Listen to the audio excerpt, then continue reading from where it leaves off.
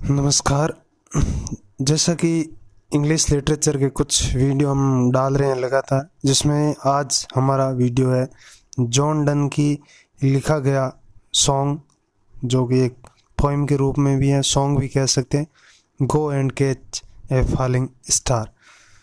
तो ये मुख्य रूप से जॉन डन ने लिखा, लेकिन ये इसका प्रकाशन है 1633 में हुआ, उनकी मृत्यु के बाद में।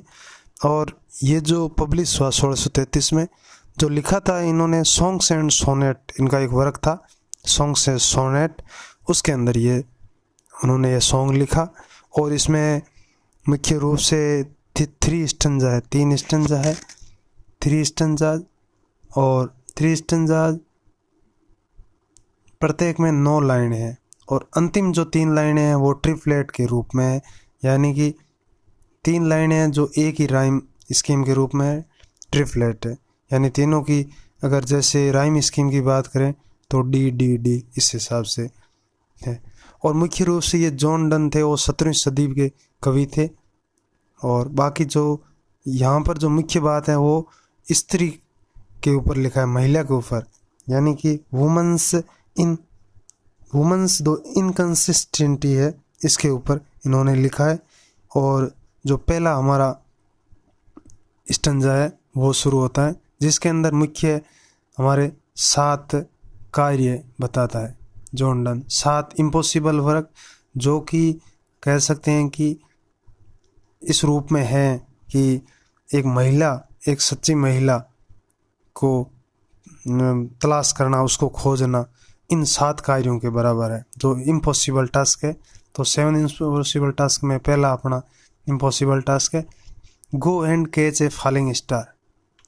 लेखक कहता है कि एक तारे को जाओ, एक तारा, गिरता हुआ तारा पकड़ लाओ, यानी ये एक इम्पॉसिबल वर्क है कि टूटते तारे को पकड़ना असंभव है। दूसरा, next line, get with child a mandrake root, tell me where all past years are, और who cleft the devil's feet, tease me to hear mermaids singing, or to keep off envy sting, and find what wind serve to advance an honest mind। तो ये अंतिम है find wind mind, ये triplet के रूप में।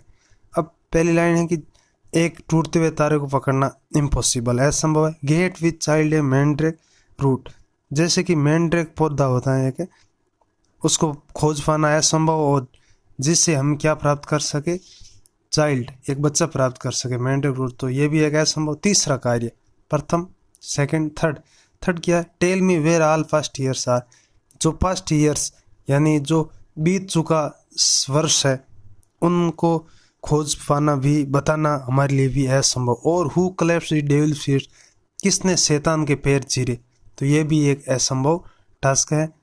Next है for tease me to hear mermaids singing, कि ये भी हमारे लिए असंभव है।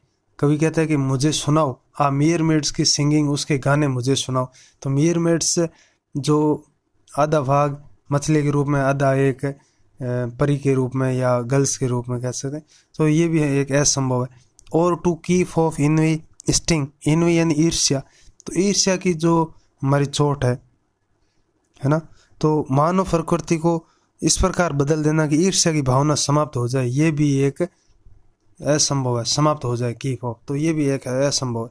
And find what wind serve to advance an honest mind, और ये भी हमारे लिए असंभव है कि किस प्रकार मनुष्य की ऑनेस्ट, उसमें दिमाग, माइंड है, ईमानदार मनुष्य बन जाए, ऑनेस्ट माइंड विकसित हो जाए। तो इस प्रकार की हवा की तलाश करना, यानी ऐसा माहौल तैयार कर खोजना हमारे लिए असंभव है। तो ये अपना पहला स्टैंजा था। नेक्स्ट स्टैंजा, सेकंड क्या कह रहा है, हमारे पास में कुछ कह रहा है, जादुई शक्तियाँ, if thou best born to stand sight, यदि किसी का जन्म हो जाता है और वो क्या करता है, इस अजीब सी दृश्यों को पहचान सकता है, थिंग्स इनविजिबल टू सी, और इनविजिबल वस्तु को वो क्या करे, देख सकता है, ऐसा प्राणी जिसके अंदर ये ताकत आ जाए, भगवान शक्ति दे। राइट 10,000 डेज एंड राइट, उन्हें बोले रीडर को ये बोल रहा है यहाँ पर कि अगर आप इस प्रकार की शक्ति आए। या फिर आप क्या करो, राइट 10,000 डेज एंड नाइट, कितने 10,000, याद रखना 10,000। अगर आप 10,000 रात और दिन यात्रा करते हो, till as snow white hairs on the, और आपके ऊपर क्या हो जाते हैं, उस उम्र तक आप यात्रा करो, आपके बाल है बर्फ के समान सफ़ेद हो जाए। दो वेन दो रिटर्न विल टेल मी, जब आप लौटो मुझे बताना। तो इतनी उम्र हो जाने के बाद भी 10,000 रात दिन यात्रा करने के बाद में भी एक फेयर एंड ट्रू वुमन को प्राप्त करना, उसे खोज पाना हमारे लिए असंभव है। और इस असंभवता को उन्होंने 7 असंभव कार्यों से तुलना की है जॉन डन ने। आगे क्या है, all strange wonders that we fell thee, और वो सब जो आश्चर्यजनक चीज़ों को जो तुम देखोगे, and swear nowhere you find it woman true and fair, कि आप इन आश्चर्यजनक चीज़ पाओगे कि कोई जगह नहीं आपको मिलेगी जहाँ सच्ची और सुंदर महिला हो, सच्ची ट्रू एंड फेयर महिला। तो ये साइनिकल टोन है, कैसे टोन है, साइनिकल टोन यहाँ पर यूज की है जॉन डन ने। और जो ये दो शब्द यूज किए, mono symbolic and swear nowhere, ये मोनो सिम्बलिक दो शब्दों की ये कविता में उन्होंने यूज किए। आगे नेक्स्ट स्टेंजा, ये अंतिम स्टेंजा है, तीसरा। 2 स्टेंजे पूरे हो चुके हैं 9 लाइन के। इफ़ दो find one let me know, अगर आप उनमें से किसी एक महिला को अगर आपको मिल ही जाती है, लेट मी नो मुझे बताना। सच ए पिलग्रिमेज वर स्वीट, पिलग्रिमेज में तीर्थ यात्रा, ऐसी बात होगी वो मेरे एक तीर्थ यात्रा के समान होगी और वो अच्छा भी होगा। ये don't I would not go, हालांकि मैं नहीं जा पाऊँगा। Though at next door we might meet, कि हम अगले दरवाजे पर अगले रास्ते पर मिले। दो सीवर ट्रू, जब वो सत्य थी। व्हेन यू मीट हर, जब तुम उससे मिले। And last till you write your letter, जब तुम अगली बार उसे पत्र लिख पाते हो तब तक। Yet she will be false, और तब तक वो आपके लिए क्या साबित हो जाएगी, फॉल्स यानी कि असत्य साबित हो जाएगी आपके लिए, वो यानी इनफिडेलिटी अपनी साबित कर देगी। फिडेलिटी नहीं, आपके लिए वफादार नहीं होंगी। इर आई कैम, जब तक मैं पहुंचूंगा।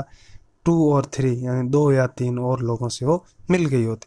तो यहाँ पर कवि है वो मेटाफिजिकल कवि है, स्त्रियों के फैंस है, उनकी कमजोरियाँ, उनकी काल्पनिक विस्मयता की मजाक उठाते हैं। और जैसा कि शेक्सपियर का कथन है, कमजोरी का दूसरा नाम स्त्री है, fertility Dai name is woman. तो इस प्रकार की चीज़ है जॉन डन ने अपनी इस पोइम्स में उन्होंने बताया है।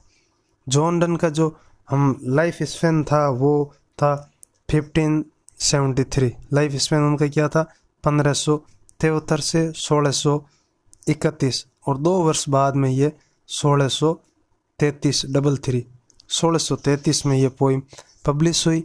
और इसकी राइम स्कीम है AB CC DDD, यानी अंतिम 9 लाइन है एक स्टेंजा में। अंतिम जो है वो एक ट्रिपलेट है, राइम ट्रिपलेट है।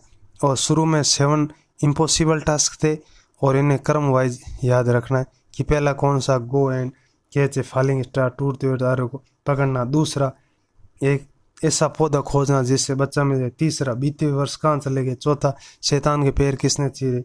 और 5वां, कि हमें मीर मेड का संगीत सुनाई जाए, ऐसा असंभव है। 6 नंबर, की ईर्ष्या की भावना समाप्त हो जाए मानव प्रकृति में, ये भी असंभव। 7 नंबर, कि ऐसा कारण पता लगाने के मनुष्य ईमानदार बन जाए। तो इस प्रकार की चीज़ें 7 इम्पॉसिबल टास्क दिए। अब राइम स्कीम AB कैसे हुआ, ये आपने पहले स्टेंजा से पता करते हैं। यहाँ पर अंत में स्टार लिखा हुआ है, स्टार, तो स्टार इसको हमने ए माना, रूट अलग ध्वनि आई, स्टा ए, रूट बी आ, यहाँ पर वापस स्टार और आ मिल रही है तो ये ए हो गया। रूट और फुट ये मिल रहे हैं तो ये बी हो गया, AB। अब जो आगे हैं सिंगिंग स्टिंगिंग, ये दोनों एक है तो CC। और जो अंतिम जो हो रहा है ट्रिपलेट फाइंड विंड माइंड, तो ये हो गया D।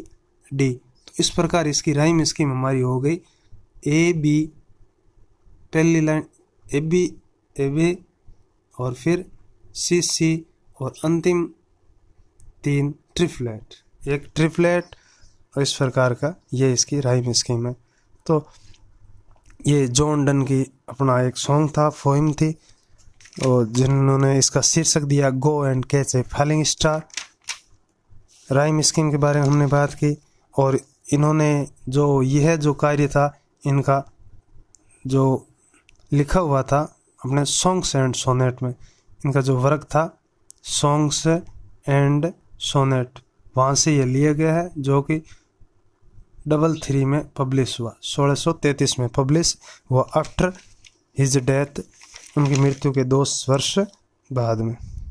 और जॉन डन थे 17th सेंचुरी के मुख्य कवि थे, और मेटाफिजिकल स्कूल से जॉन डन का संबंध रहा है। Thanks a lot. Please like, subscribe and share my video.